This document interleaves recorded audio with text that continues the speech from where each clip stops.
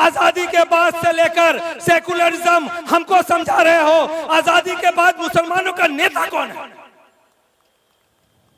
कभी गांधी नेता, कभी अंबेडकर नेता, कभी बनर्जी नेता, कभी बासु नेता। जब तक हम लोग सारे को नेता मानते रहे तो सेकुलरिज्म है। और आज जैसे ही हमने पॉलिटिक्स में आकर बात करने की आवाज की कोशिश की तो ये हमें सेकुलरिज्म का झंडा बता रहे, ये हमें सेकुलरिज्म सिखाएंगे।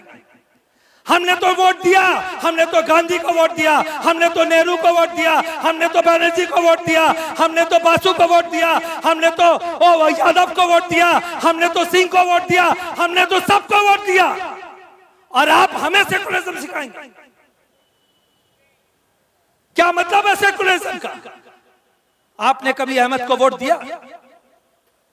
और सवाल हमसे, आज हिंदुस्तान के आजादी से बाद से लेकर सन 1952 से लेकर आज तक हिंद मुसलमानों का रिप्रेजेंटेशन, वो मुसलमान जिन्होंने पाकिस्तान को ठुकराया और हिंदुस्तान के ऊपर अपनी सरजमीन चुनी, उस मुसलमान से सवाल करते हो 1952 से लेकर आज 2019 तक मुसलमानों का पॉपुलेशन 10% से लेकर 14% हुआ। क्या 14% रिप्रेजेंटेशन पार्लियामेंट में आज है? जाके सवाल उस पार्लियामेंट में पूछो, पार्लियामेंट में बैठे हर पार्टी के नेतृत्व से पूछो कि आपने इंसाफ किया? हमें कोई जरूरत नहीं था पॉलिटिकल प्लेटफॉर्म बनाने का अगर आप हमारे साथ इंसाफ किए होते। पश्चिम बंगाल में मुसलमानों की आबादी 27% रिप्रेजेंटेशन पश्चिम बंगाल की असेंबली में आपका है? आज हिंदुस्तान में मुसलमानों का पॉपुलेशन 14%। कितने सीट है पार्लियामेंट का? पार्लियामेंट में कितने एमपी है? 545। उसका आप 14% कितना होता है? 75 एमपी है। सवाल जाके उनसे पूछो, जब वो यहाँ पर मीटिंग खड़ा करके कहते हैं कि हमने मुसलमानों के 95% काम कर दिया है, तब उनसे गिरबान पकड़कर पूछो। और ये सवाल सिर्फ मुसलमान नहीं, हर हिंदू, हर बच्चा, एक सच्चा हिंदुस्तानी, एक सच्चा भारतीय नागरिक खड़ा होकर सर उठाकर पूछेगा कि तुमने मुसलमानों को रिप्रेजेंटेशन दिया है पार्लियामेंट में? तुमने मुसलमानों को रिप्रेजेंटेशन दिया असेंबली में? अगर आपने इंसाफ किया होता तो प्लेटफॉर्म बनाने की जरूरत नहीं थी जरूरत। आंकड़ा उठा के देख लीजिए, सचर कमेटी रिपोर्ट ने साफ साफ कह दिया आज की तारीख में 545 एमपी में सिर्फ 29 एमपी है मुसलमान। और उनमें से भी कितने एमपी को बोलने का राइट है? कितने एमपी को बोलने का राइट है? वैसे आज का मुद्दा यह नहीं था। आज का मुद्दा यहां पर जब मैं आया तो मैं अभी इस बात को जरूर छेड़कर जाऊं कि आज हिंदुस्तान के बनते हुए समीकरण में एक बहुत बड़ा एजेंडा भारतीय जनता पार्टी लगातार पूरे दुनिया में, देश में, उनको पता हो गया कि अब उनके पास सबका साथ सबका विकास का कोई वादा नहीं बचा, डेवलपमेंट कहीं से नहीं ला सके, अनएम्प्लॉयमेंट सब फैला हुआ है, लोगों को कोई भी हकूक दिया नहीं जा रहा है।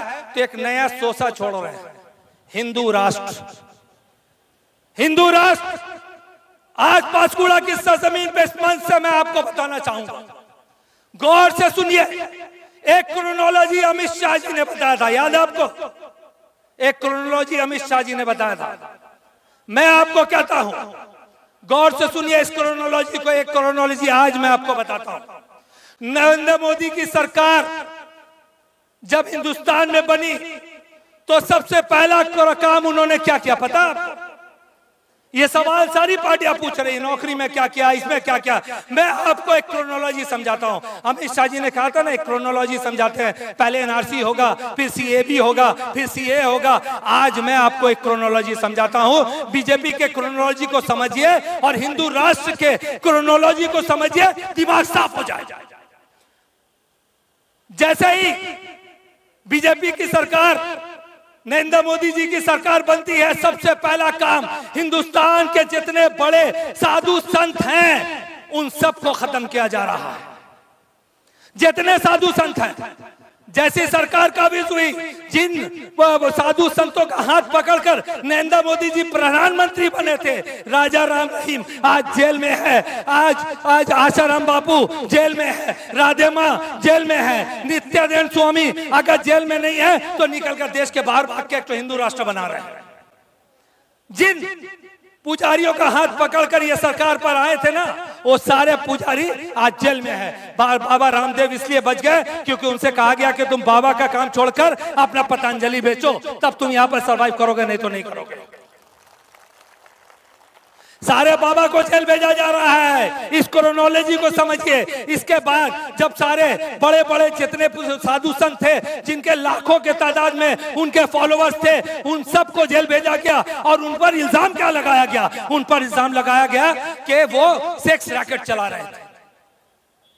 बहुत सेंसिटिव इशू।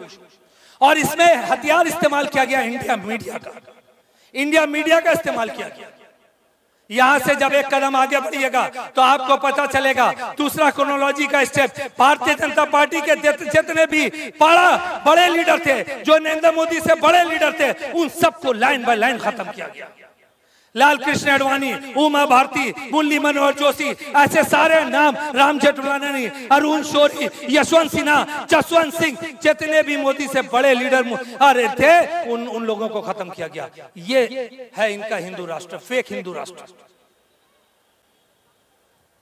उसके बाद जब यहाँ पर उन नरेंद्र मोदी से जितने भी सीनियर लीडर थे, उन सबको खत्म किया गया। उसके बाद नरेंद्र मोदी के जितने कद वाले लीडर थे, उन लोगों को खत्म करने का सिलसिला शुरू हुआ। शत्रुघ्न सिन्हा, सुब्रमण्यम स्वामी और ऐसे नवजोत सिंह सिद्धू, जो इनको बोलना आता था। इवन अभी जो बीजेपी में है, नितिन गडकरी, यहाँ तक के राजनाथ सिंह, कहीं नजर आ रहा है? देश किस तरफ जा रहा है आप सोच के देखिए। इस देश के सेकुलरिज्म को बचाना है, इस देश के हिंदुत्व को बचाना है, इस देश के मुस्लिम को बचाना है, इस देश के संविधान को बचाना है, तो आज एकजुट होकर लड़ने की जरूरत है। जितने भी बीजेपी के बोलने वाले लीडर थे, उन सबको, उनका सबके सामने उन सबको खत्म किया गया। ये भी एक क्रोनोलॉजी समझने की जरूरत है। Step by step